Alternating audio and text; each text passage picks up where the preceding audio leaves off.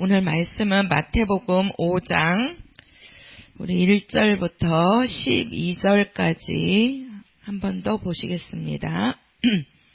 마태복음 5장 우리 1절부터 12절까지입니다.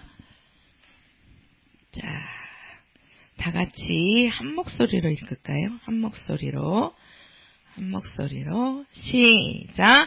예수께서 무리를 보시고 산에 올라가 앉으시니 제자들이 나온지라 입을 열어 가르쳐 가라사대 심령이 가난한 자는 복이 있나니 천국이 저희 것이미요 애통하는 자는 복이 있나니 저희가 위로를 받을 것이미요 온유한 자는 복이 있나니 저희가 땅을 기업으로 받을 것이미요 의에 줄이고 목마른 자는 복이 있나니 저희가 배부를 것이미요 긍휼히 여기는 자는 복이 있나니 저희가 긍휼히 여김을 받을 것이미요 마음이 청결한 자는 복이 있나니 저희가 하나님을 볼 것이미요 화평케 하는 자는 복이 있나니 저희가 하나님의 아들이라 일컬음을 받을 것이미요 의를 위하여 핍박을 받은 자는 복이 있나니 천국이 저희 것임이라. 나를 인하여 너희를 욕하고 핍박하고 거짓으로 너희를 거스려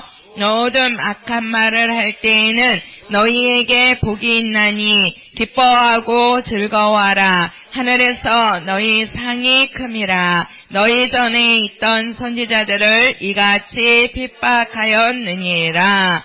아멘. 영적인 복이 있는 자 한번 해보실까요? 시작. 네, 우리는 영적인 복이 있는 자입니다. 나는 복이 있는 자다. 시작. 네, 우리는 복이 있는 자입니다. 오늘 우리 본문에서도 계속 복이 있나니 이렇게 말씀을 하는데 제가 저번 시간에 말씀을 드렸지요. 우리가 원래 심령이 가난한 자는 복이 있나니 천국이 저희 것이며 이렇게 하지만 우리가 원문에 가서 보면 뭐가 앞으로 온다 그랬죠? 그렇죠. 복이 있는 자로다. 이렇게 하고 시작이 되는 겁니다. 그러니까 원문에서는 복이 있는 자가 먼저 나오는 거예요. 그러니까 복이 있는 자는 누구냐? 심령이 가난한 자고 그 심령이 가난한 자에게는 뭐가 있다? 천국이 저희에게 있다. 이렇게 되는 거예요. 이게 순서적으로 볼 때는. 근데 이제 우리가 직역을 하면 그 복이 있다라는 뜻이 이제 행복할지어다. 이렇게 말씀을 드렸죠. 그죠? 그러기도 하고 우리가 그 행복이 뭐냐? 그 행복은 바로 우리가 행복할 수 있는 것은 하나님이 주시는 영적인 복이 있는 자가 행복한 자라고 그랬어요. 그죠? 마지막에 제가 저번 시간에. 그래서 우리가 여기서 복이 있는 자다. 그러면 그 복이 있는 자는 뭐다? 행복한 자인데 왜 행복하느냐? 영적인 복이 있기 때문에. 쉽게 말해서 영적인 복이 부유한 자기 때문에 행복할 수 있고 행복한 자가 어떤 자다? 복이 있는 자다. 이렇게 말씀하는 거예요. 아시겠어요? 네. 그러면 자, 우리가 예수님이 말씀하실 때 그 천국이 저희 것이며 이렇게 얘기하는데 이 천국은 누구를 말씀한다 그랬죠? 예수를 말씀하신다 그랬죠?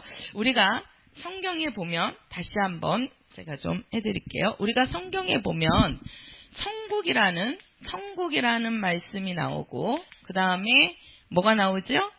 하늘나라. 자, 하늘나라. 그 다음에 뭐가 나오죠? 아버지 집 이렇게 나오죠. 의미는 똑같습니다. 천국이나 하늘나라나 아버지 집은 똑같은데 우리가 이제 이것을 왜 이렇게 다르게 말을 하느냐? 이게 이제 시간적인 차이가 있어서 그래요. 시간적 차이가. 그럼 시간적 차이라는 것은 뭐냐면 우리가 천국은 요거는 예수님이 올 때, 그러니까 우리가 그것을 뭐라고 그러냐면 초림이라고 얘기하거든요. 초림. 쉽게 말해서 예수님이 첫 번에 오실 때, 이때를 우리는 뭐라고 얘기한다고요? 천국. 그죠? 천국. 우리가 이제 예수님을 기준으로 할 때, 예수님을 기준으로 하면 우리가 예수님이 이 땅에 오실 때를 우리가 천국에 가까이 왔다. 이렇게 얘기를 하죠. 그래서 왜 천국이 있느냐? 우리가 이 세상은 마귀의 세상이라 그랬잖아요. 그래서 그 마귀의 세상을 대적할 나라가 와야 된단 말이에요. 그래서 그 나라가 올 때를 우리가 천국이라고 하는 거예요. 그래서 예수님이 첫 번에 오실 때, 요 초림일 때 우리가 천국이라는 말씀을 쓰고, 요 하늘나라는 이제 예수님이 오셨다가 죽으시고 부활하셔서 하늘로 올라가셨죠? 그리고선 누가 오시죠? 그렇지요. 우리가 성령이 오셨을 때부터를 우리는 하늘나라가 임했다. 이렇게 얘기하는 거예요. 하늘나라가. 그리고 이제 예수님이 이제 성령이 오시고, 그 다음에 이제 성령도 마지막에는 올라가시죠? 그러면서 누가 오시죠? 다시? 예수께서 오시죠? 자, 예수의 재림부터 이제 다시 이제 그게 뭐냐면 요한계시록 마지막 장 마지막 절에 내가 다시 오리라 이렇게 말씀하시잖아요. 그러니까 아멘 주 예수여 속히 오시옵소서 이렇게 한단 말이에요.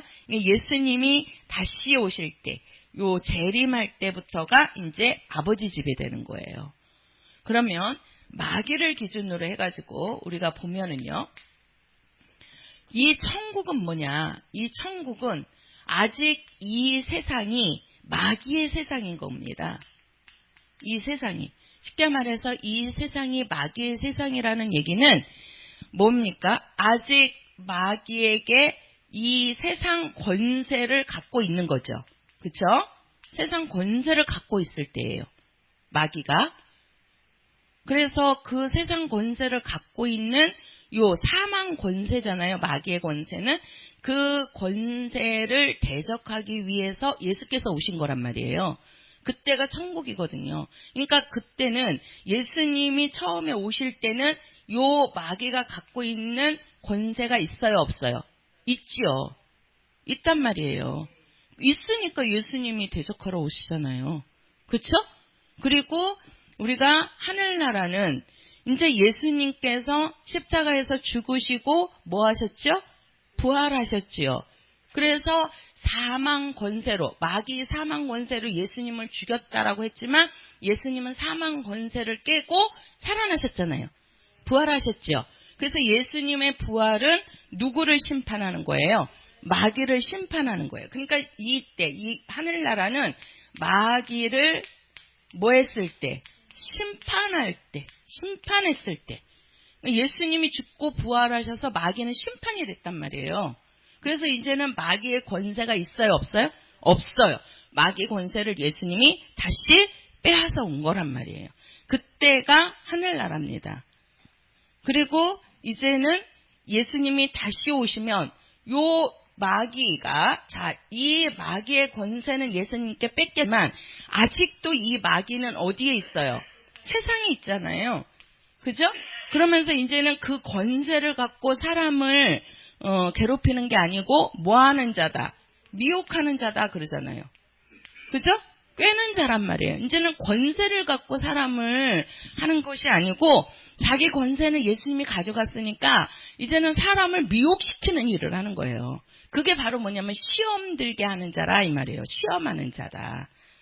그래서 그걸 요한계시록에서는 온 천하를 꿰는 자다 이렇게 얘기하고 있단 말이에요. 그러니까 지금은 온 천하를 꿰고 있어요. 지금 아직 예수님이 재림하지 않았기 때문에. 근데 이제 예수님이 딱 재림하면 이제는 뭐예요? 마귀는 완전한 형벌을 받게 되는 거예요. 완전한 형벌. 이게 바로 뭐죠? 어디에 가는 거죠? 그렇지요. 무저갱에 딱 들어갔다가 지옥으로 들어가는 거예요. 이때는 이제 완전히 끝나는 거죠. 그죠? 예, 그때는 우리는 이제 마귀는 완전히 끝나는 거고 우리는 어디로 가는 거예요? 아버지 집으로 가는 거예요. 이렇게 나누어지는 거예요. 그래서 우리가 여기 이제 3절에 보면 심령이 가난한 자는 복이 있나니 천국이 저희 것임이라 이렇게 말씀을 하죠. 그쵸? 자, 우리가 이제 천국, 예수님이 이제 처음에 오실 때를 천국이라고 그러는데요. 자, 천국이라고 하는데요. 자, 우리가 이제 오늘 말씀을 보면, 이제 첫 번째가 뭐냐면은, 심령이 가난한 자는 이렇게 얘기합니다. 심령이 가난한 자. 자, 심령이 가난한 자. 자, 우리가 여기를 보면은요. 자, 우리가 이제 3절부터 우리가 9절까지 보면, 심령이 가난한 자, 애통하는 자, 온유한 자, 의에 줄이고 목마른 자, 긍휼히 여기는 자, 마음이 청결한 자, 화평케 하는 자 이렇게 나오는데 우리가 그 10절에 가서 보면 의를 위하여 핍박을 받은 자는 복이 있나니 천국이 저희 것임이라 이렇게 말씀을 하셔요. 그러니까 이제 요 10절이 지금 3절부터 9절까지의 결론이라고 말씀을 드렸습니다. 그러니까 쉽게 말해서 우리가 의를 위해서 사는 것이 무엇이냐? 이 의가 누구시죠? 예수. 그렇죠. 의를 위해서 뭐 하는 자? 사는 자. 또는 이 의가 누구라고요? 그렇죠. 예수를 위해서 사는 자. 위에서 사는 자. 또는 요 사는 자가 어떤 자냐? 바로 의를 위하여, 예수를 위하여 무엇을 받는 자? 그렇죠. 뭘 받는 자? 그렇죠. 핍박을 받는 자. 이렇게 말씀하시는 거예요. 그러니까 의를 위하여 핍박을 받는 자, 예수를 위해서 핍박을 받는 자는 복이 있나니 뭐가? 그렇죠. 천국이 그들의 것이라는 거예요. 그러니까 의를 위해서 핍박을 받는 자의 것, 또 예수를 위해서 핍박을 받는 자들에게 천국이 그들의 것이라고 말씀을 합니다. 그러면 의를 위해서 또 예수를 위해서 핍박을 받는 자가 어떤 자냐? 그게 이제 첫 번째가 심령이 가난한 자인다는 거예요. 심령이 가난한 자. 그러니까 심령이 가난한, 우리가 가난이라고 할 때요. 이 가난은 우리가 이 땅에서도 가난을 압니다. 그죠? 가난은 뭐가 없는 게 가난이죠? 돈이 없는 게 가난이에요. 그죠? 돈이 없다라는 얘기는 돈이 없으니까 배가 부른 거예요? 배가 고픈 거예요? 좀 고파요? 그러니까는 우리가 가난한 자는 항상 이게 우리가 이 땅에서도 가난한 게 뭔지 알잖아요. 근데 여기에서 말하는 가난은 양식이 없는 가난을 말하는 것이 아니고요. 심령, 쉽게 말해서 우리 심령이라는 건 뭡니까? 우리 영이라는 얘기예요. 우리 영이 가난한 상태. 쉽게 말해서 우리가 이 땅에서 가난한 사람은 뭘 사모하죠? 돈을 사모하죠. 그렇죠? 우리가 이 땅에서 양식이 없는 사람은 양식을 사모한단 말이에요. 돈을 사모하잖아요. 그러니까 어떻게 해야 돼요? 왜? 돈이 없으니까 내가 먹을 것이 없고 배고프고 줄이고 그러니까 그 돈을 사모하니까 돈을 벌러 나가는 거란 말이에요. 돈이 필요한 거잖아요. 그렇죠? 우리가 이 육체적으로도 먹고 살려면 돈이 얼마나 필요합니까?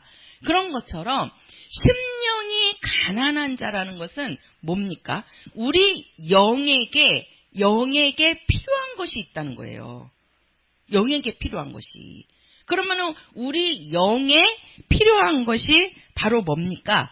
우리 영적인 상태를 알고 이 영을 위해서는 누가 계셔야 되는 거예요? 그렇지요. 하나님이 계셔야 되는 거예요. 예수가 계셔야 되는 거란 말이에요. 그러니까 예수가 없이는, 쉽게 말해서 나는 오직 하나님의 도움 없이는, 나는 예수님의 도움 없이는 살 수 없다. 그래서 우리 마지막의 최후 수단, 이게 뭐냐면 이게 최후 수단이에요. 우리의 최후라는 것은 마지막이죠. 그쵸? 우리 최후의 마지막 수단. 이것이 바로 뭐냐면 이게 누구의 도움이에요? 그렇지요. 하나님의 도움. 이제 우리는 예수님의 도움 이렇게 하죠. 하나님의 도움이라는 거예요. 이것을 우리가 알 수 있는 것이 뭐냐면 우리가 창세기 33장에 가서 보면요. 누가 나오냐면 에서와 야곱 사건이 나옵니다. 근데 에서는 형이고 이제 야곱은 동생이잖아요. 그쵸? 근데 원래 에서가 형이고 야곱이 동생인데 아버지가 이제 에서를 불러가지고 그 이스라엘은 그 아버지가 이렇게 축복을 하면 그 자식한테 그대로 그 축복권이 가는 거예요. 그러니까 아버지가 에서를 불러가지고 내가 너에게 축복을 해줄 테니까 어떻게 하면은 너가 가서 먹을 것을 맛있게 만들어 갖고 오면 내가 그것을 먹고 너에게 축복을 해주리라 이렇게 얘기를 해요. 그러니까 이제 에서가 아버지의 축복을 이제 왜 그러냐면 이삭이잖아요. 에서와 야곱의 아버지가 이삭이잖아요.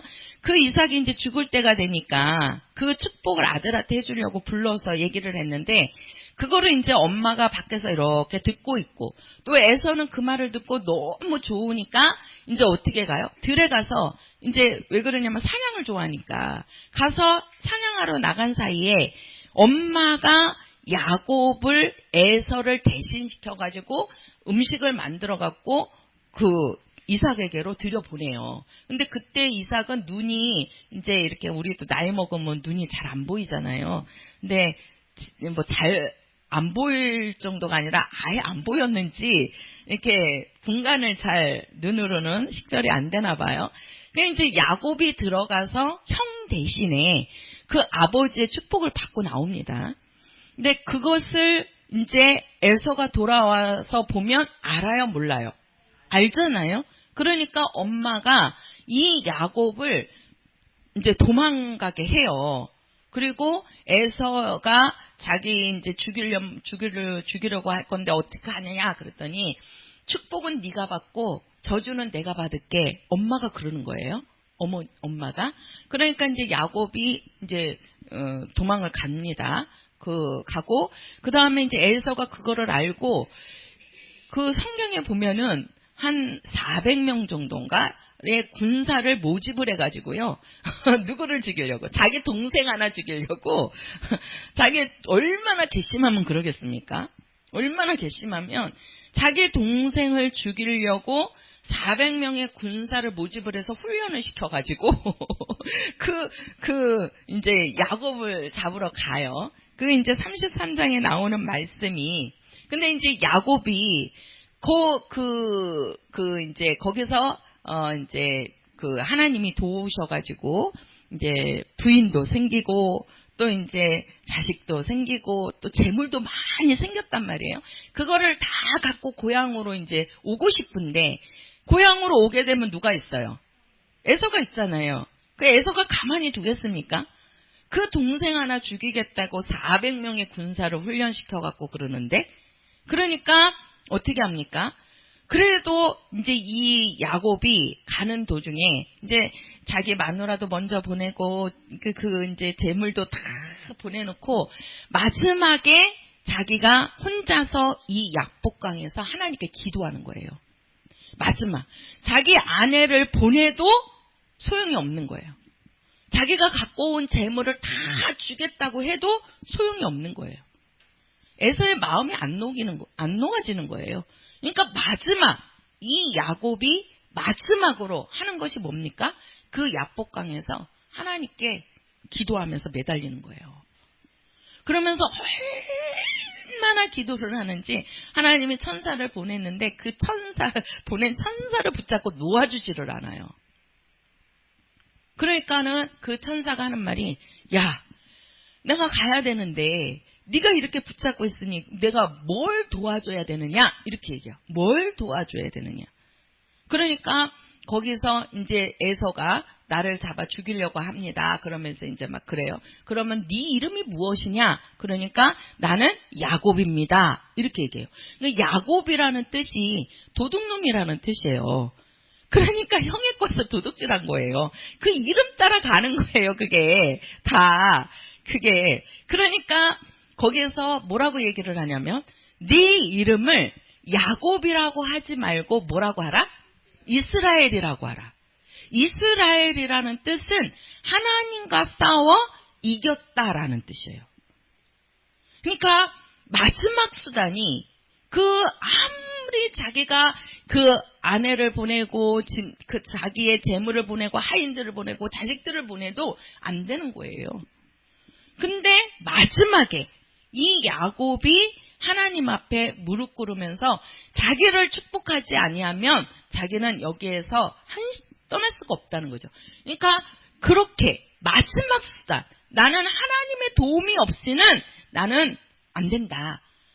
이것이 바로 뭐냐면 심령이 가난한 자입니다. 그러니까 심령이 가난한다는 거는 그냥 뭐 아유 아버지 이렇게 이것이 아니고 나의 마지막이 누구냐는 거예요. 나의 마지막이 이 세상 것이냐, 나의 이 마지막이 재물이냐, 아니면 나의 마지막이 하나님의 도움이냐 이거예요. 그러니까 우리의 마지막 수단은 하나님이 돼야 된단 말이에요. 그게 바로 뭐냐? 심령이 가난한 자라는 거예요. 그러니까 그렇게 심령이 가난한 자에게는 오직 하나님의 도움을 필요로 하는 자에게는 하나님께서 어떻게 하신다? 천국을 그에게 주신다는 거예요. 소유권을 주신다는 거예요. 쉽게 말해서 그 야곱이 하나님께 그렇게 매달리면서 기도하니까 나중에 이제 에서가 딱 왔지요. 그죠? 그리고 자기 이름을 이제는 야곱이라고 하지 않고 이스라엘이라고 이제 줍니다. 새로운 이름을 줘요. 그리고 나서 그 이름을 가지고 이제 에서를 만난단 말이에요. 그러니까 그 에서가 야곱을 죽이려고 그렇게 군사를 모집해갖고 했던 형이었는데 야곱을 보는 순간에 어떻게 됩니까? 그 야곱을 껴안고 막 이제 왜 이제 왔느냐는 뜻이 그 분노가 싹 사그라들면서 그 동생 야곱을 용서하게 돼요. 그러면서 그 야곱과 그 식구들 그것들을 가지고 이제는 그 에서가 그 고향에 있는 거잖아요. 그 고향 땅으로 야곱을 데리고 갑니다. 그러면서 그 고향 땅에서 살게 되거든요.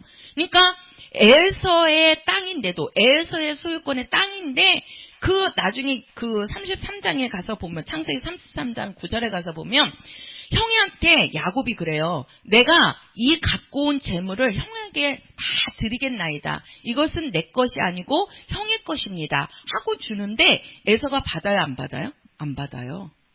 나도 나만큼 쓸 것이 있다. 그래요. 그러면서 그 야곱이 그 형의 땅에서 살게 된 그게 바로 뭐냐면 소유한다는 거예요. 하나님을 그렇게 사모하고 하나님을 그렇게 의지하는 사람은 하나님께서 그것을 소유하게 하시고 그것을 채워주시고 하나님께서 주신다는 뜻입니다. 그게 바로 뭐냐? 천국이 저희 것입니다. 우리의 마지막에 우리가 가져야 할 가장 큰 하나님의 선물은 바로 천국입니다. 우리가 그 나라 가는 게 가장 큰 그게 기쁨이고 영광이라고 그랬잖아요. 그렇죠? 그래서 우리가 심령이 가난한 자는 쉽게 말해서 심령이 가난한 사람은 자기의 영적인 상태를 알고 정말 하나님의 도움이 없이는 나는 살 수 없습니다 하고 예수님의 도움을 구하는 자. 최후의 수단을 예수님의 도움으로 사는 자. 그 자가 바로 어떤 자입니까? 심령이 가난한 자입니다. 그러니까 가난이라는 것은 구한다는 거죠. 그러니까 이 땅에 가난한 사람들은 물질을 구하잖아요. 우리 심령이 가난한 사람은 누구를 구하는 거예요? 하나님의 도움을 구하는 거예요. 예수님의 도움을 구하는 자입니다. 이게 심령이 가난한 자예요. 자, 우리가 두 번째 보면은 어떤 자라고 그러죠? 자, 애통하는 자라고 얘기합니다. 애통하는 자. 자, 애통하는 자는 복이 있나니 뭐가 있다고 그러죠? 그렇죠. 위로를 받을 것이며 이렇게 말씀하시죠. 자, 우리가 애통이라고 하는데요. 여기도 똑같습니다. 우리가 심령이 가난한 자는 복이 있나니 그거는 복이 있는 자로다 하면서 그는 심령이 가난한 자요 그에게는 천국이 있다 이렇게 말씀하시는 것처럼 우리가 4절에서도 애통하는 자는 복이 있나니 이거는 복이 있는 자는 쉽게 말해서 영적으로 부유한 자는 하나님으로 행복한 자는 애통하는 자라는 거예요. 그런 애통하는 자에게는 뭐가 있다? 하나님의 위로가 있다라고 말씀하는 겁니다. 그러면은 이 애통하는 자가 무슨 뜻이냐? 우리가 육체적으로 육체의 고통 때문에 우는 자를 말하는 것이 아니고요. 여기서 애통하는 자라는 얘기는요. 죄를 보고 우는 자라는 겁니다. 자, 우리가 애통하는 거는 우는 거잖아요. 그렇죠? 근데 우리가 육체가 안 돼서 우는 것이 애통하는 것이 아니고 뭐를 보고? 죄를 보고 울라는 거예요. 죄를 보고 울어라. 그러니까 쉽게 말해서 죄를 보고 울으라는 것은 뭐예요? 나는 죄인인 것을 깨닫고 나는 죄인입니다. 나는 죄인입니다 하고 뭐예요? 그 죄인은 하나님으로부터 와야지만 예수께로만 와야지만 우리가 죄 용서를 받을 수 있는 거잖아요. 그렇죠? 그러니까 우리가 바로 보면 자 한번 요한 1서 가서 보세요. 요한 1서 5장입니다. 요한 1서 저 뒤쪽이죠. 요한 1서 5장 16절입니다. 16절 17절 자, 같이 읽겠습니다. 시작. 누구든지 형제가 사망에 이르지 아니한 죄 범하는 것을 보고던 구하라. 그러면 사망에 이르지 아니하는 범죄자들을 위하여 저에게 생명을 주시리라. 사망에 이르는 죄가 있으니 이에 대하여 나는 구하라 하지 않노라. 모든 불의가 죄로 돼 사망에 이르지 아니하는 죄도 있도다. 자, 여기에 보면 사망에 이르는 죄가 있고 사망에 이르지 않는 죄가 있다. 이렇게 말씀을 하세요. 자, 우리가 사망에 이르는 죄는 뭐냐? 바로 이 사망에 이르는 죄는 바로 불신앙을 말하는 겁니다. 그러니까 쉽게 말해서 예수를 믿지 않는 죄는 그게 사망에 이르는 죄란 말이에요. 그러니까 예수를 믿지 않는 것은 하나님께서도 그러셨잖아요. 우리가 예수를 보고 믿으라는 거죠. 그러면 너와 네 가정이 무엇을 얻으리라? 구원을 얻으리라. 그러니까 우리가 예수를 믿어서 구원받는 겁니다. 근데 믿지 않으면 하나님께서 네가 아들을 보고 믿으면 내가 너를 구원하고 영생을 줄게 하고 말씀하셨는데 믿지 않으면 우리가 구원을 받을 수 있어요? 영생을 얻을 수 있어요? 못 얻는 거잖아요. 그렇죠? 예, 그게 바로 불신앙이란 말이에요. 그게 사망에 이르는 죄란 말이에요. 그러니까 바로 뭡니까? 애통하는 자라는 건 뭐예요? 내가 죄를 보고 나에게 있는 죄를 보고 그 죄를 사하시는 분은 오직 하나님의 아들 예수밖에 없는 거잖아요. 그렇죠? 그러니까 우리가 애통하는 자는 바로 죄를 갖고 죄를 보고 내 속에 있는 죄를 갖고 우는 사람은 나는 죄인입니다 하고 우는 사람은 바로 하나님께서 위로를 주신다는 거죠. 그러면 하나님의 위로가 무엇이냐는 거예요. 아이고 뭐예요? 우리가 그런 거 있죠. 애들이 이제 공 갖고 놀다가 창문을 이웃집에 창문을 깨뜨렸단 말이에요. 그러니까 이제 그 아줌마가 나와갖고 막 혼내키는 거예요. 야, 너 왜 이 유리 창문 깨뜨렸어? 그러면서 막 혼내킨단 말이에요. 그러니까 이제 울면서 그 아줌마하고 같이 온 거예요, 집으로. 그러면 이제 엄마가 얘기를 들어보니까 우리 아이가 잘못을 했어. 그죠? 내 아이가 잘못을 했단 말이에요. 놀다가 공을 잘못 던져갖고 깨졌으니까.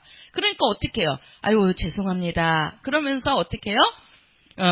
내가 그 창문 깨진 거 다시 다 이렇게 갈아줄게요. 새 걸로 이렇게 해드릴게요. 죄송합니다. 우리 애가 놀다가 잘못했나 봐요. 이렇게 하잖아요. 그러면 이제 그 어머니가 그러면은 새로 이렇게 해달라고 유리 끼워달라고 그러고 이제 가시잖아요. 그쵸? 그러니까 바로 뭐예요? 우리가 나는 예수님 앞에 나와서 나는 죄인이다 하고 울면 그 우는 죄인에게는 어떻게 해야 돼요? 그 죄를 어떻게 해야 되죠? 용서해줘야 되잖아요. 그죠? 용서해줘야 된단 말이에요. 그러니까 애통하는 자는, 죄를 위하여서 우는 자는 하나님의 위로가 있다. 그 얘기는 뭐예요? 바로 그 죄를 용서하시기 위해서는 오직 하나님의 아들이 필요한 거지요. 그래서 우리에게 하나님의 아들 예수를 보내주셔가지고 우리 죄를 사해 주시고 그 죄 때문에 우는 자의 눈물을 예수님께서 닦아주시고 위로해 주신다는 거예요. 그러니까 하나님의 위로는 바로 뭡니까? 우리가 정말 우리에게 가장 큰 하나님의 위로는 아들을 내어주신 거란 말이에요. 우리의 뭐 때문에? 죄 때문에. 그러니까 우리의 죄를 사하기 위해서 아들을 내어줘서 그 아들이 고통받고 우리의 죄를 담당하신 거잖아요. 그게 바로 뭐다? 애통하는 자는 뭐가 있는 자다? 하나님의 복이. 그 복은 어떤 복이에요? 애통하는 자는 뭐가 있다고요? 하나님의 위로. 그러면 이 하나님의 위로는 뭐라고요? 누구를 주신 거예요? 하나님의 아들? 그렇지요. 하나님의 아들을 우리에게 주셔갖고 죄 때문에 우는 자를 해결해 주시는 거란 말이에요. 그게 바로 뭐다? 복 있는 자다. 그 자가 누구다? 행복한 자다. 그 자가 누구냐? 영적으로 부유한 자다. 이 말이에요. 예. 그리고 우리가 세 번째 가서 보면, 자, 다시 한번 우리가 마태복음 5장 가서 보겠습니다. 자, 마태복음 5장 가서 보면, 자, 그 다음에 우리가 5절에 가서 보면 무슨 자가 나오지요? 그렇죠. 온유한 자가 나오는 거예요. 온유한 자는 복이 있나니, 그죠? 온유한 자는 뭐라고 얘기하죠? 뭘 받는다? 자, 예. 땅을 무엇으로? 기업으로 받는다는 거예요. 자, 여기 보세요. 여기도 온유한 자는 복이 있나니 땅을 기업으로 받는다. 바로 복이 있는 자는 온유한 자며 온유한 자는 땅을 기업으로 받는다. 이렇게 되는 거란 말이에요. 그러면 자, 우리가 온유라는 것은 뭐냐는 거예요. 온유. 우리가 온유하면은 뭘 온유라고 하죠? 따뜻하고 화를 잘 안 내고 그게 온유한 거, 온유하다 성품이. 근데 우리가 여기서 온유하다는 것은요, 이성을 가지고, 자 보세요, 이성을 가지고, 자 온유라는 뜻입니다. 뭘 가지고? 이성을 가지고. 이성을 가졌다는 얘기는 내가 무엇이 옳고 그르고 내가 무엇을 이거를 해야 된다 안 해야 된다라는 것을 안다는 얘기예요. 그 이성을 가지고 뭘 얘기하냐면, 자, 온유는 이성을 가지고 의식적으로, 이게 이성을 가지고 의식적으로 뭐 하는 것이다? 양보하는 것. 뭐 하는 것이라고요? 양보하는 것. 이 양보하는 것을 온유라고 말씀한대요. 온유는. 근데 그냥 양보하는 것이 아니고 우리가 갖고 있는 이 이성이 있는데 그거를 의식적이라는 것은 내가 뭐예요? 쉽게 말해서 내 권리를 내 스스로 포기하는 것을 말하는 거예요. 스스로 포기하는 거. 그걸 온유라고 얘기를 하는데, 그러니까 이 온유를 하기 위해서는 굉장한 겸손이 있어야 되고 또 굉장한 자기 희생이 필요한 겁니다. 이 온유를 하기 위해서는요, 이 그냥 양보가 아니라니까요. 자기 스스로 자기가 다 포기하는 거예요. 그러니까 쉽게 말해서 이거는 뭐가 나와야 돼요? 희생이 있어야 돼요. 이게 바로 뭐냐면 온유한 자입니다. 이게 온유한 자거든요. 그러니까 이 온유한 자라는 것은 한번 볼까요? 우리가 마태복음 26장 가서 보세요. 마태복음 26장. 자, 마태복음 26장 우리 47절부터 우리 54절까지 읽도록 하겠습니다. 마태복음 26장 47절부터 54절까지요. 자, 교독할게요. 말씀하실 때 12 중에 하나인 유다가 왔는데 대제사장들과 백성의 장로들에게서 파송된 큰 무리가 검과 뭉치를 가지고 그와 함께 하였더라.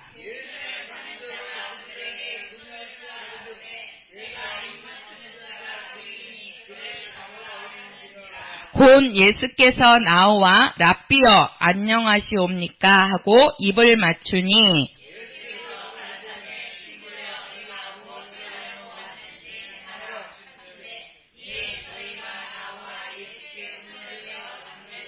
예수와 함께 있는 자 중에 하나가 손을 펴 검을 빼어 대제사장의 종을 쳐 그 길을 떨어뜨리니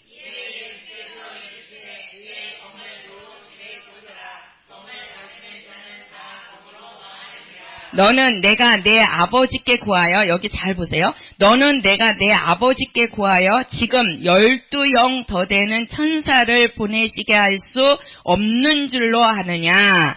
내가 만일 그렇게 하면 이런 일이 있으리라 한 성경이 어떻게 이루어지나 하시더라. 자, 여기에 보면은 무슨 말씀입니까? 이제 예수님을 잡으러 온 거잖아요. 그렇죠? 예수님을 잡으러 오는데 예수님을 이제 잡아갖고 가려고 그러니까 옆에 있던 사람이 그 검을 뽑아가지고 어떻게 했어요? 이렇게 이제 그 검으로 이렇게 치니까 그 기가 이렇게 잘라졌단 말이에요. 그러니까 예수님께서 하시는 말씀이 뭐라 그러냐면 내가 지금 아버지께 구해서 12영 더 되는 천사를 내가 보낼 수 없는 줄로 아느냐 이렇게 말씀하는 거예요. 우리가 12영의 천사라고 얘기를 하면 그냥 12마리의 천사라고 생각하지만 우리가 한 영을 하면은 엄청 많은 무리의 숫자란 말이에요. 그러니까 예수님을 잡으러 왔을 때 예수님이 살려고 예수님이 죽지 않는 게 하나님의 뜻이라면 하나님께서 많은 천사들을 보내서 예수님을 지키게 하지 않겠습니까? 그렇죠? 그런데 하나님의 뜻은 예수님이 죽는 거잖아요. 그죠? 예수님이 죽는 거란 말이에요. 그러니까 예수님이 그 예수님을 잡으러 오는 사람들을 어떻게 합니까? 놔두시잖아요. 그죠?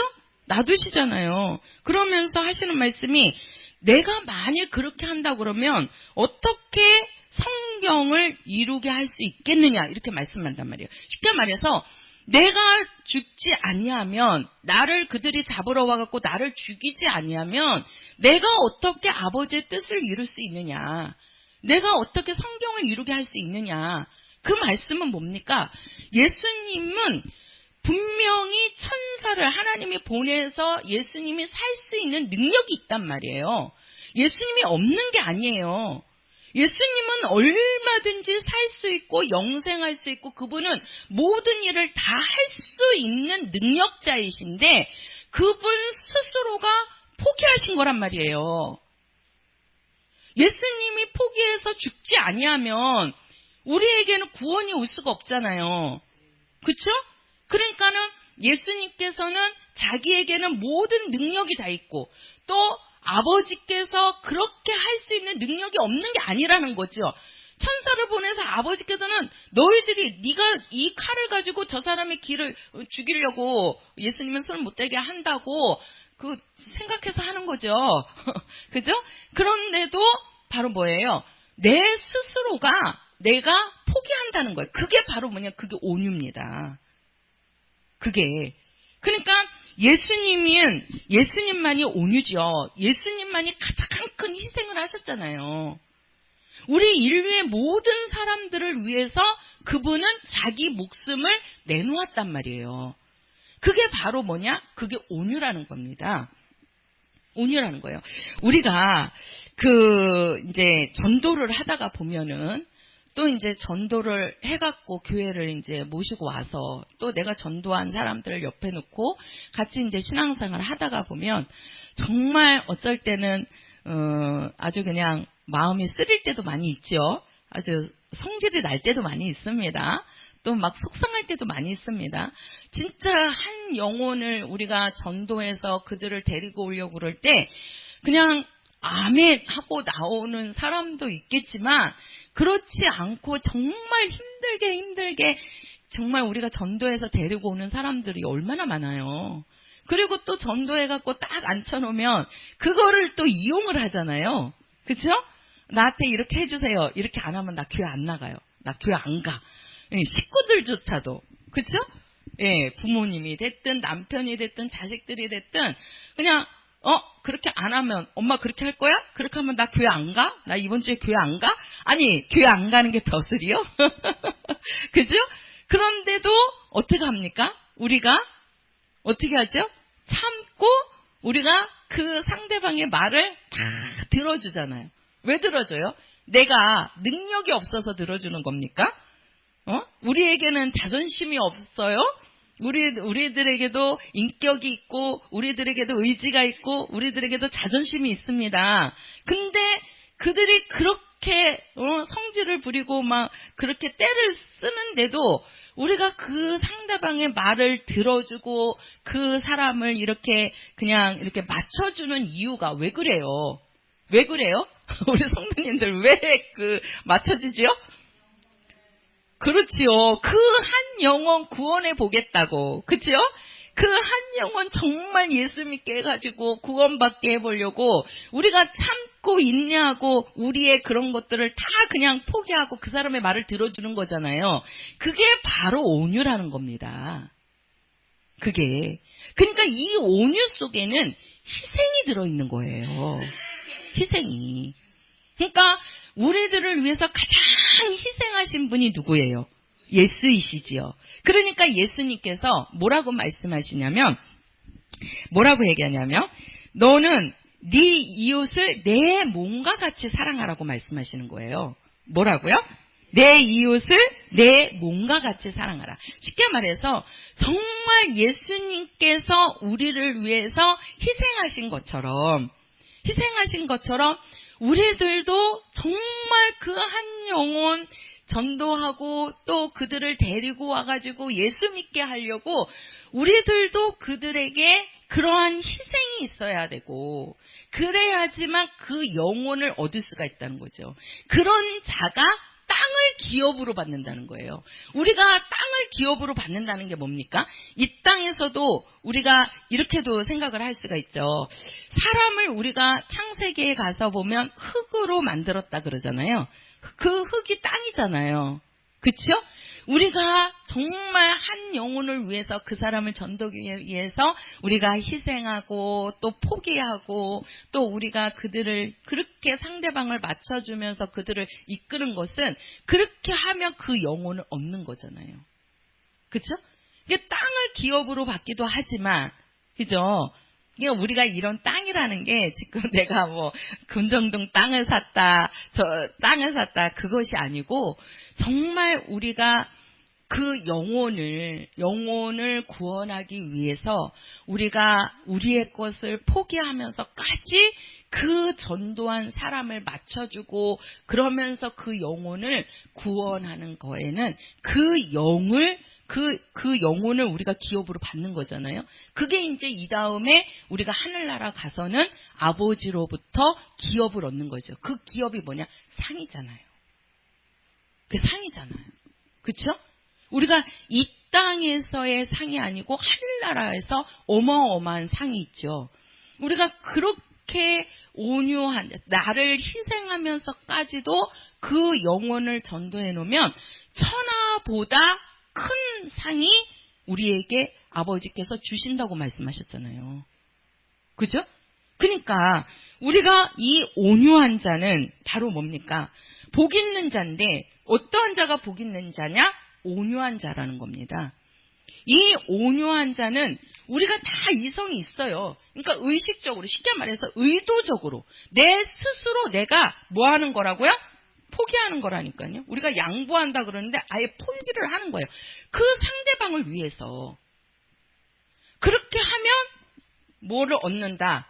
땅을 기업으로 얻는다. 그 영혼을 우리가 얻는 거예요.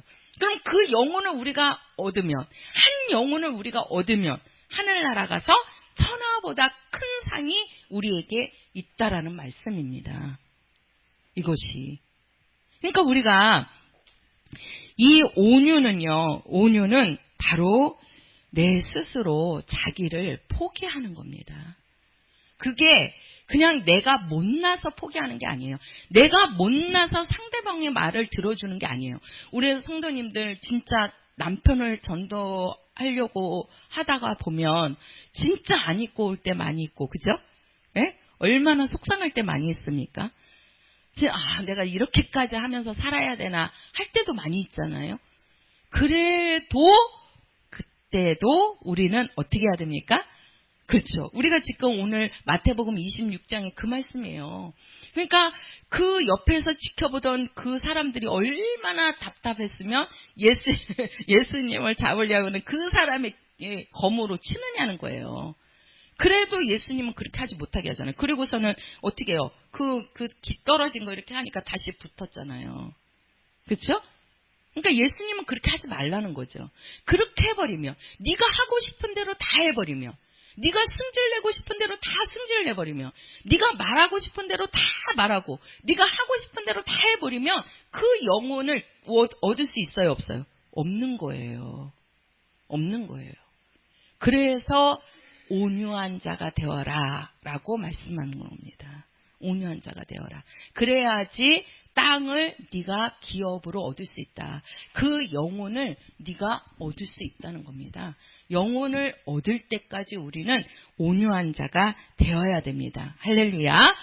네. 그리고 우리가 그 네 번째 보면은, 자, 우리가 마태복음 5장 다시 한번 가서 보겠습니다.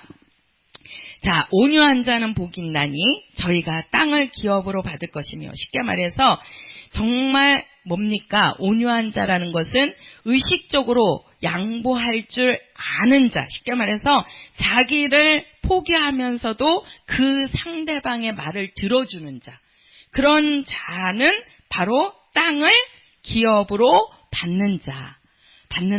그런 자가 하늘나라에서 복이 있는 자다. 이런 말씀이에요. 그리고 우리가 그 다음에 뭐가 나오죠? 의를 위하여. 자, 한번 보세요. 의를 위하여. 한번 거기 읽어보실까요? 6절 시작. 의에 줄이고 목마른 자는 복이 있나니 저희가 배부를 것이미요. 자, 의에 줄이고 목마른 자는 어떤 자다? 복이 있나니 뭐 한다고요? 배부를 것이미요. 그렇죠? 예. 자, 의를 위해서 줄이고 목마른 자. 의를 위해서. 자, 여기서 의는 뭐지요? 예수를 말한다 그러죠? 자, 의는 예수다. 시작. 네, 의는 누구라고요? 예수입니다. 자, 의는 예수인데 여기에서 의에 줄이고 목마른 자는 복이 있나니, 이것도 우리가 복이 있는 자는 의에 줄이고 목마른 자요, 그 자는 배부를 것이다, 이 말을 해요.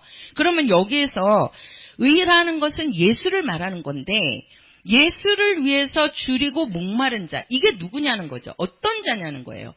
의에 줄이고 목마른 자, 바로 이 자는 예수님의 일하는 자를 말하는 겁니다.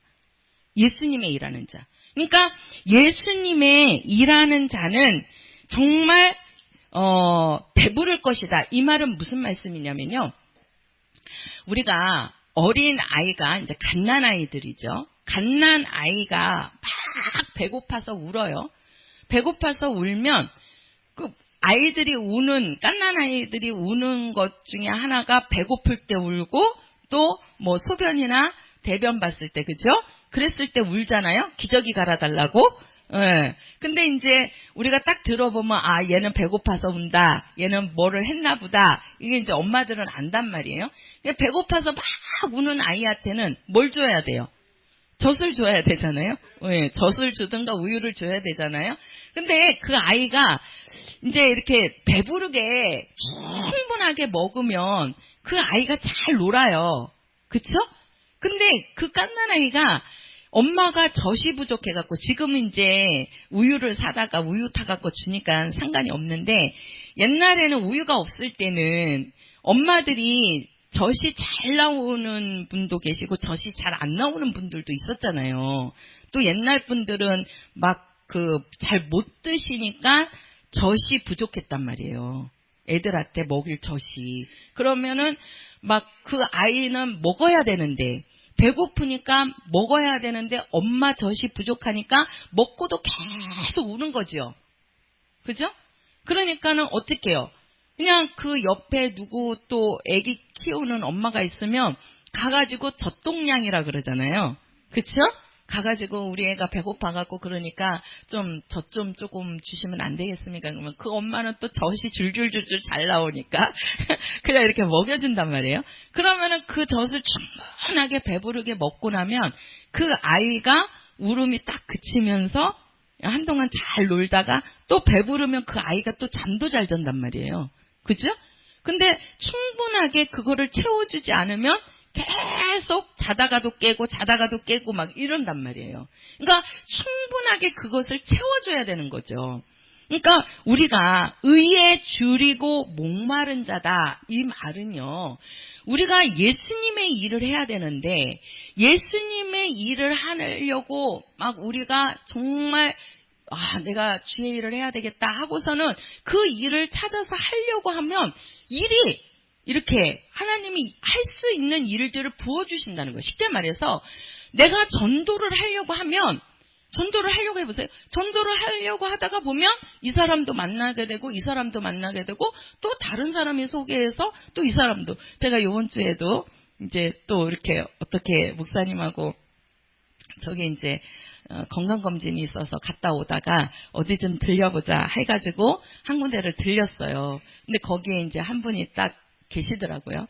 그 이제 그분이 오늘 오시기로 했는데 어젯밤에 전화를 하셨어. 저 오늘 데리러 오지 마세요. 그래 이제 내일 또 가갖고 주일날은 이제 모시고 올 건데 그러면서 또 그분을 하게 되는 거예요. 그리고 그분 만나고 또 이제 그걸 또 알아보려고 또 이제 또 이렇게 부동산에를 잠깐 이제 갔는데 얘기를 하다가 아니 사장님 교회 언제 나오실 거야? 빨리 예수 믿어야지. 내가 그러니까 아니 나는 둘째치고 우리 남편 좀 데리고 가요. 그러시는 거예요.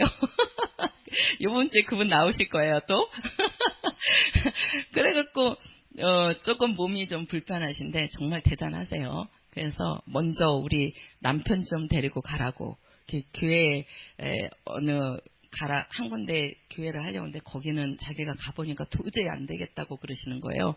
그래서 아이고 알겠습니다. 제가 모시러 가겠습니다. 이제 그랬거든요. 그래서 예배 전에도 우리 교회 이제 화장실을 가실 수 있는지 잠깐 좀 보겠다 그래갖고 오셔서 이제 보고도 갔어요. 남편분이 이제 여기 이제 좀 예배 볼 수 있는지를 보셨는데 정말 우리가 이제 전도도 마찬가지인 것 같아요. 정말 내가 하려고 하면 하나님께서 길을 열어주셔요. 우리가 주의 일도 마찬가지예요. 우리가 예수님의 일도 하려고 하면 하나님께서 하려고 하는 자에게 주시겠어요? 안 주시겠어요? 주신다니까요. 우리가 말씀을 가르치는 것도요. 내가 하나님의 말씀을 가르치려고 막 해보세요. 그러면은요. 내가 가르치다 보면 네가 이렇게 내 말을 가르치려고 하는구나. 내 말씀을 가르치려고 하는구나. 그러다 보면 이 사람도 가르치게 되고 이 사람도 가르치다 보면 진짜 많은 사람들을 놓고도 가르칠 수 있게끔 하나님은 환경을 열어주신다니까요.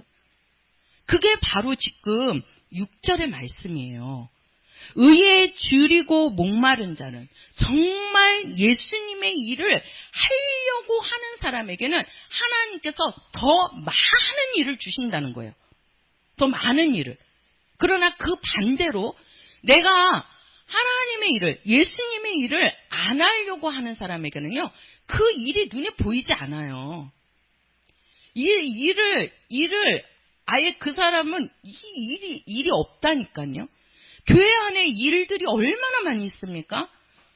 우리가 정말 우리 성도님들이 내가 일하려고만 하면요, 교회 안에 일들이 수도 없이 많은 거예요.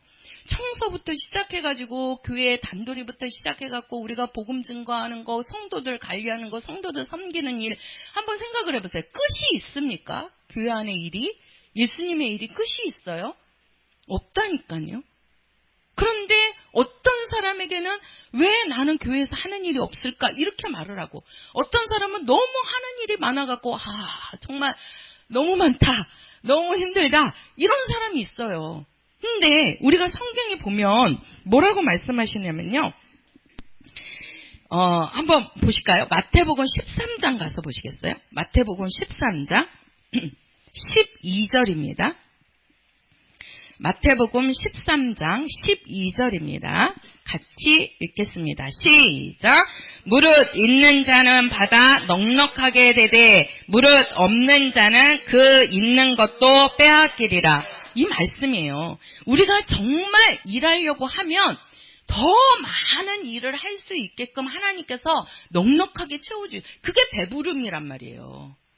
그러니까 네가 주를 위해, 의를 위하여. 그 의는 예수를 말하는데 예수님의 일을 얘기한단 말이에요. 예수님의 일에 내가 줄이고 목마른 자. 줄이고 목마르는 것처럼 우리가 죽이려고 목마를 때는 뭘 먹어야 되잖아요. 물을 마셔야 되잖아요. 음식을 먹어야 되잖아요. 그래야 배부른 것처럼 우리가 교회 안에서 예수님의 일을 하려고 할 때 그게 줄이고 목마른 자란 말이에요.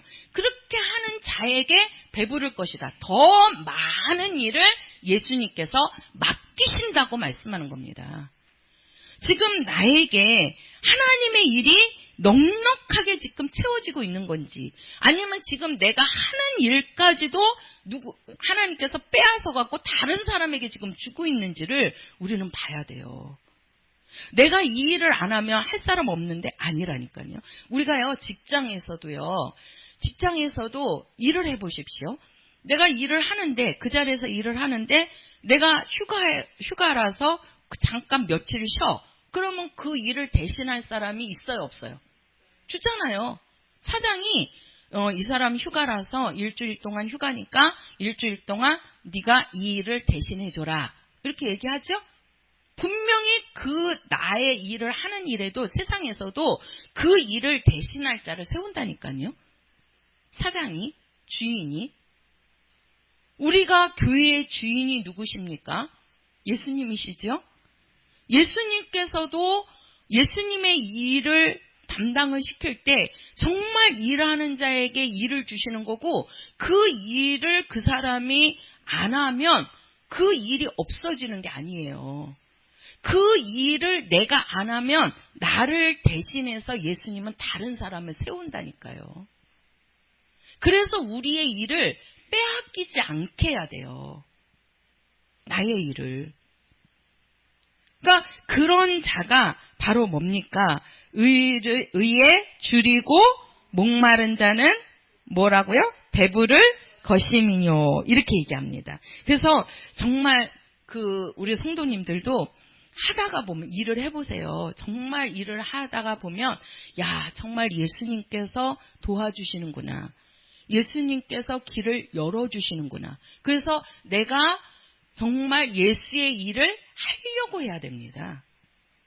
하려고 해야 내 일이, 정말 예수님이 주시는 일이 있는 거예요. 그런 자가 마지막에 제가 가서 보지만, 우리가 12절의 마지막 절에 가서 보면 이렇게 하는 자들은 뭐예요? 기뻐하고 즐거워하라. 뭐가 있다? 상이 있다는 거예요. 이런 자들이 지금 다 마지막에는 뭘 기다리고 하는 거예요? 뭘 바라보고? 상을 바라보고 하는 거란 말이에요. 그러니까 의에 줄이고 목마른 자, 쉽게 말해서 예수의 일이죠. 예수의 일. 이 예수의 일을 하는 자에게 더 많은 것으로 부어주신다는 거예요. 할 수 있게끔 능력도 주시는 거고, 할 수 있게끔 지혜도 부어주시는 거고, 할 수 있게끔 물질도 부어주시는 거고, 또 할 수 있게끔 영혼들도 붙여주시는 거예요. 그래서 우리는 주의 일을 하는 자가 되어야 됩니다. 나는 예수의 일하는 자가 되리라. 시작! 그렇죠. 우리는 예수의 일하는 자가 복 있는 자입니다. 그런 자가 복 있는 자입니다. 자, 우리 마태복음 5장 다시 한번 가서 보겠습니다. 우리 7절. 자, 7절 같이 읽겠습니다. 시작. 긍휼히 여기는 자는 복이 있나니 저희가 긍휼히 여김을 받을 것이니요. 자, 우리가 여기에 보면은 뭐가 나오죠? 긍휼이라고 나오죠. 우리가 긍휼을 얘기하면 요거는 이제 그 뜻이 뭐냐면 불쌍히 여기다는 거예요. 불쌍히 여기다. 불쌍히 여기다. 그렇죠? 예. 우리가 긍휼이라는 것은 불쌍히 여긴다는 뜻인데 요 불쌍히 여긴다는 말과 긍휼은 조금 차이가 있어요. 뭐냐면 요 불쌍히 여기다는 것은 그냥 이렇게 그 사람을 안타깝게 이렇게 보는 거고 이 긍휼 속에는 불쌍히 여기다는 말과 이 사랑이 같이 합쳐진 게 긍휼입니다. 쉽게 말해서 우리가 거지를 보면 참 불쌍하지요. 그렇죠? 근데 그 거지가 불쌍하기는 하지만 그 거지를 사랑합니까? 사랑하지는 않지요. 그게 긍휼이 아니라는 거예요. 그러니까 긍휼이라는 것은 바로 뭡니까? 내가 그 사람을 불쌍히 여기기도 하고 그 사람을 사랑하기도 하는 거예요. 그러니까 사랑해서 불쌍히 여기는 거거든요. 우리가 쉽게 말하면 자식을 생각해 보면 그래요. 우리가 이 자식을 보면 이 자식이 밖에 나갔다가 그냥 누구하고 싸워갖고 얻어맞아갖고 막 울면서 막 들어와 봐요. 그러면은 그 부모님이 그 자식을 볼 때 불쌍하기도 해. 그쵸? 근데 그 마음보다도 뭐가 먼저 가요? 사랑이라는 마음이 먼저 가잖아요. 그쵸? 그러면서 야, 너 어디가 얼마나 아프냐? 너 괜찮냐? 이거 가잖아요. 그쵸? 예. 우리가 거지를 볼 때는 참 저 사람 불쌍하네. 그러니까 밥 한 끼 줘야 되겠다. 해갖고 그냥 밥 한 끼 먹일 수는 있어요. 그냥 돈 1,000원 줄 수 있고 돈 10,000원 줄 수 있어요. 그거는 불쌍히 여기는 거예요. 그러나 긍휼은 사랑하는 것까지 들어가는 거라니까요. 우리가 자식을 볼 때 그 자식이 막 일이 안 되고 막 사람들한테 막 그렇게 막 핍박을 당할 때 부모님이 참 그 자식이 불쌍하기도 하단 말이에요. 그 부모님이 든든한 자식도 있지만 불쌍한 자식도 많잖아요. 근데 그 불쌍한 자식이라고 해도 그 자식도 사랑한다니까. 그렇죠? 그러니까 그거는 뭐예요? 긍휼히 여긴다는 얘기는 부모가 자식을 생각하는 거란 말이에요. 부모가 자식을. 그러니까 우리가 여기 보면 긍휼히 여기는 자는, 자 보세요. 긍휼히 여기는 자는 뭘 얻는다 그러죠? 하나님의. 그렇죠. 누구의 긍휼? 그렇지요. 하나님의 뭘 얻는다고요? 긍휼을 얻는다는 거예요. 그러면 하나님의 긍휼은, 자 보세요. 긍휼은 자식을 사랑하는 거란 말이에요. 자식을 생각하는 거예요. 자식을. 그러니까 부모가 그 자식을 불쌍히 여기기도 하고 그 자식을 사랑하기도 하잖아요. 그러니까 하나님께서 바로 뭡니까? 우리가 그것을 보면 우리가 누가복음 15장에 가서 보면 그 탕자의 비유가 나와요. 탕자의 비유가.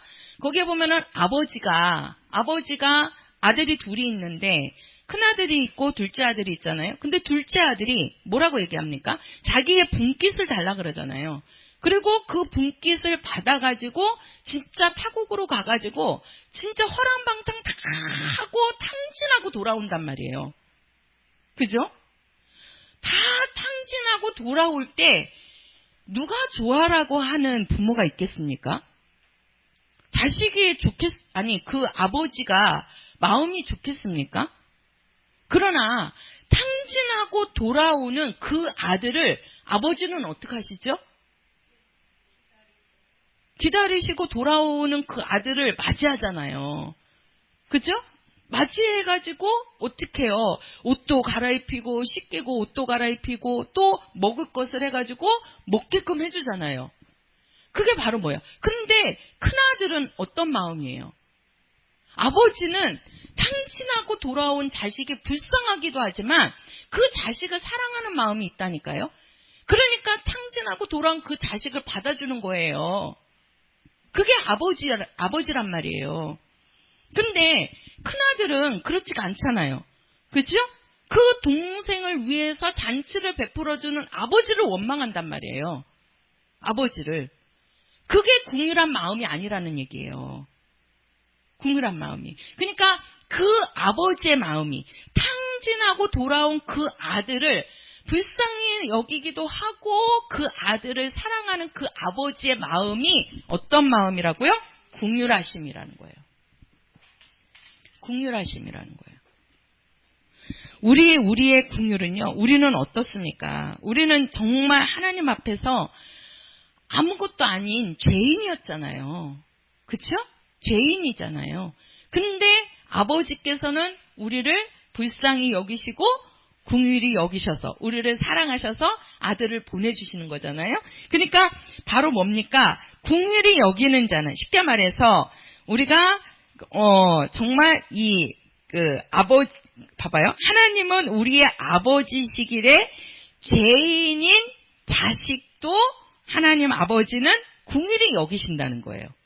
궁휼히 여기신다는 거. 그러니까 우리를 불쌍히 여기기도 하지만 그 하나님 아버지는 우리를 뭐 하신다? 사랑하시기도 한다. 그 마음이 어떤 마음이다?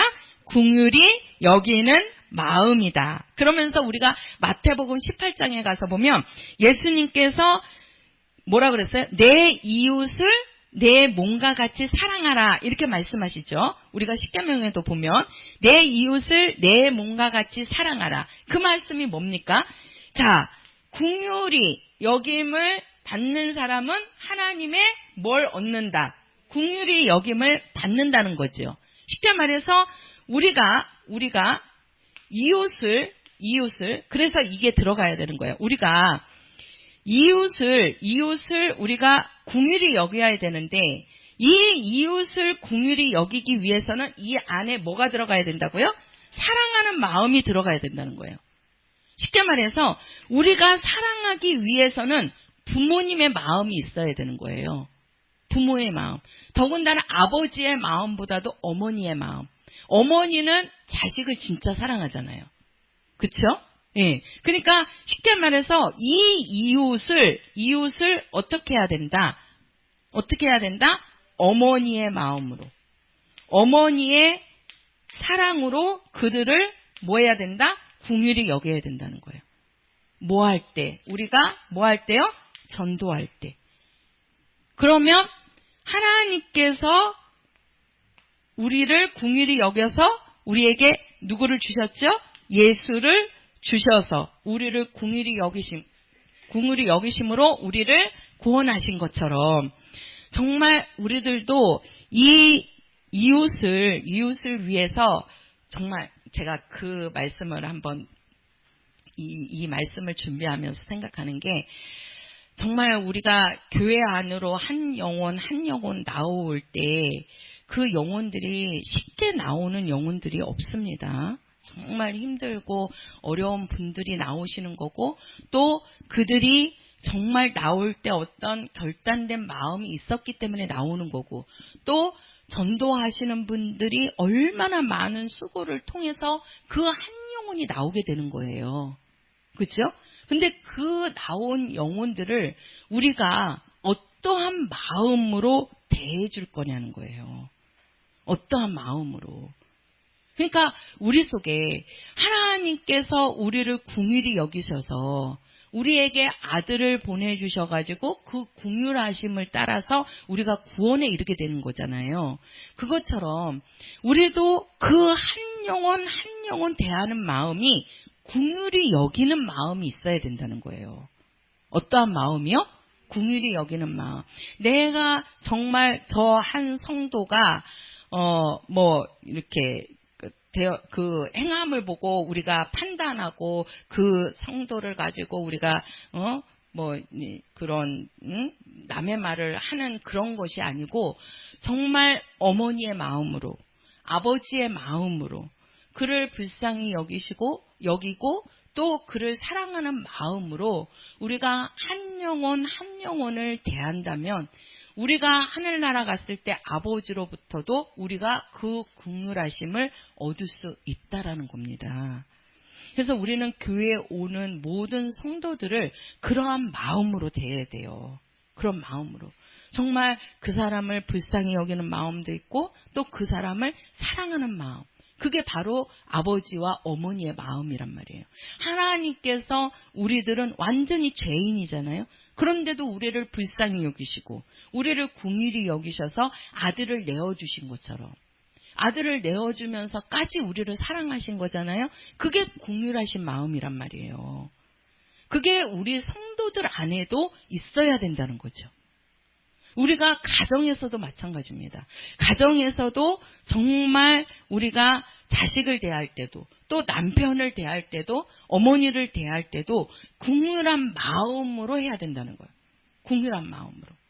조금 흠이 있고 조금 잘못한 부분이 있어도 우리가 그를 불쌍히 여기고 또 그를 우리가 사랑하면 그 마음이 그를 어떻게 해요? 변화하게 만들 수 있다는 것이죠. 그래서 우리 안에 정말 긍휼함이 있어야 됩니다. 할렐루야. 자, 우리가 마지막으로 복 있는 자는 다시 한번 가서 보겠습니다. 마태복음 5장이죠. 자, 8절입니다. 8절 시작. 마음이 청결한 자는 복이 있나니 저희가 하나님을 볼 것이며. 자, 여기서 청결한 자는 바로 뭡니까? 깨끗한 자를 얘기하는 겁니다. 쉽게 말해서 용서받은 자를 말하는 겁니다. 그러니까 우리가 예수의 피로 용서받은 자는 청결한 자고, 그렇게 청결한 자, 예수의 피로 깨끗해진 자가 누구를 볼 수 있다? 하나님을 볼 수 있다는 겁니다. 있다는 거예요. 그리고 우리가 9절에 가서 화평케 하는 자는 복이 있나니 저희가 하나님의 아들이라 일컬음을 받을 것이며, 이렇게 말씀하시죠. 우리가 화평케 하는 자는 이렇게 얘기하는데, 화평이라는 것은 바로 뭡니까? 하나님과 나 사이를 어떻게 해준 거예요? 화목하게 해주신 분. 그게 누구지요? 예수이시죠. 그죠? 예수가 하나님과 우리 사이에 벌어졌던, 죄 때문에 벌어졌던 그것을 예수님이 오셔가지고 하나님과 우리를 어떻게 했는 거예요? 화목되게 하신 거잖아요. 그게 화평하게 하셨다는 거예요. 그러니까 화평하게 하신 자는 저희가 하나님의 무엇이다? 아들이라. 이 말은 뭡니까? 오직 우리를 하나님과 사람을 화평하게 하신 자는 하나님의 아들밖에 없다는 거예요. 하나님의 아들밖에. 그러면 우리도 하나님의 아들이 되기 위해서는 하나님과 아직 예수를 믿지 않는 자들이 있잖아요. 그들은 하나님과 화평이 아직 이루어지지 않았잖아요. 그래서 우리가 그들을 예수 믿게 해서 하나님과 그들을 화평하게 만들면 우리도 하늘나라 가서 하나님의 아들이라 일컬음을 받을 수 있다라는 겁니다. 그러니까 예수께서 하나님의 아들로서 우리와 하나님 사이로 화평하게 하신 것처럼 내가 하나님과 이웃들을, 불신자들을 예수 믿게 해서 하나님과 화평하게 하면 그것으로 인해서 우리들도 하나님의 아들이라 일컬음을 받는다는 것. 그게 바로 뭡니까? 증인되는 거잖아요. 증인되는 거. 그러니까 증인된 자들이 하나님의 자식이 되고 자녀가 되어서 우리가 아버지로부터, 아버지 집에 가서 아버지로부터 받을 뭐가 있는 거예요? 상이 있는 거죠. 그러니까 이렇게 한 자들, 자, 6번째, 7번째까지 화평하고, 자, 이렇게 한 자들에게 우리가 10절에 가서 보면 뭐라고 말씀하시죠? 지금 10절 시작. 의를 위하여 핍박을 받은 자는 복이 있나니 천국이 저희 것이며. 그러니까 의를 위하고 예수를 위해서 핍박을 받은 자, 그 핍박을 받은 자가 지금 뭐예요?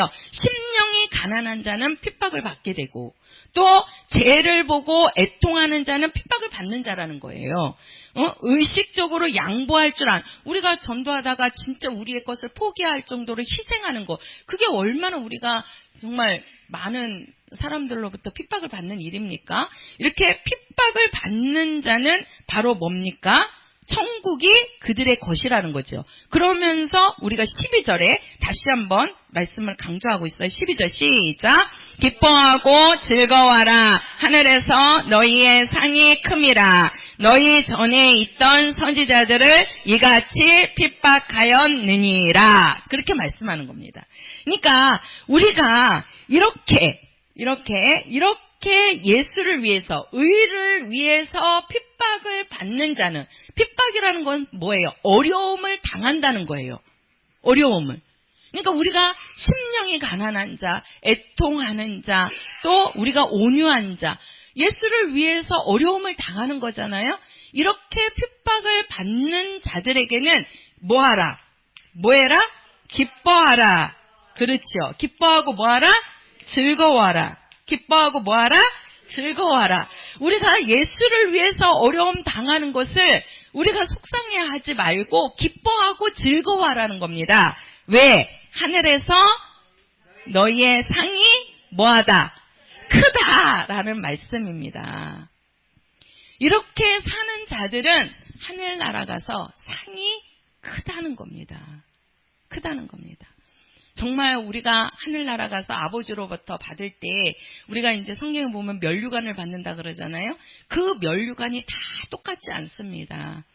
우리 성도들이 예수를 위해서 어떻게 살았느냐, 예수를 위해서 얼만큼 어려움을 당했느냐, 예수님을 위해서 얼만큼 핍박을 당했느냐, 고통이 있었느냐, 그 모든 것들이 다 우리에게는 상으로 오게 되는 겁니다. 상으로. 그래서 우리가 히브리서에서도 그랬잖아요. 우리의 믿음은 뭐다? 하나님이 상 주시는 이심을 믿어야 할지니라. 하나님은 우리에게 상 주시는 분이십니다. 그렇기 때문에 예수님께서 너희들은 이렇게 살아라 하고 지금 말씀해 주시는 거예요.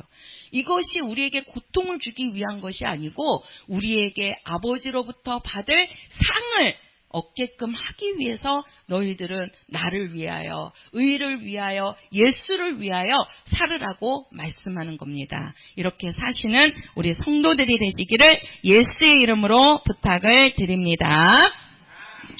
우리 저번 주에 불렀던 우리 심령이 가난한 자는